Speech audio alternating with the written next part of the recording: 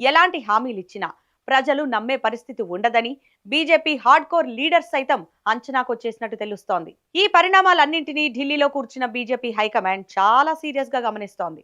దీన్ని ఇలాగే వదిలేస్తే తెలంగాణలో ఎంతో కష్టపడి నిర్మించుకున్న క్యాడర్ చెల్లాచెదురవుతుందని, పార్టీ పాతాళానికి దిగజారుతుందని అధిష్టానం ఆందోళన చెందుతున్నట్లు సమాచారం. అందుకే డ్యామేజ్ కంట్రోల్ చర్యలకు శ్రీకారం చుట్టింది. తెలంగాణ బీజేపీకి అత్యవసరంగా రిపేర్లు చేయాలని డిసైడ్ అయినట్టు తెలుస్తోంది. పార్టీ ఇమేజ్ ను మళ్లీ ట్రాక్ లోకి తేవాలంటే కొన్ని కఠిన నిర్ణయాలు తప్పవని భావిస్తోందంట కమలం పార్టీ. ఇందులో భాగంగానే ఢిల్లీ వేదికగా ఒక సంచలన వార్త వినిపిస్తోంది. తొందరలోనే కేంద్ర మంత్రివర్గ పునర్వ్యవస్థీకరణ జరగబోతోంది. ఈ మార్పుల్లో బండి సంజయ్ ను కేంద్ర మంత్రి పదవి నుంచి తప్పించాలని అధిష్టానం ఒక నిర్ణయానికి వచ్చినట్టు సమాచారం. ఈ నెల 20వ తేదీలోపే బండి సంజయ్ తన పదవికి రాజీనామా కూడా సమర్పిస్తారని ఢిల్లీ పాలిటిక్స్ లో గట్టిగా వినిపిస్తున్న టాక్. ఆయన ప్లేస్ లో అదే సామాజిక వర్గానికి చెందిన ఒక ఎంపీకి కేంద్ర మంత్రి బాధ్యతలు అప్పగిస్తారని టాక్ నడుస్తోంది.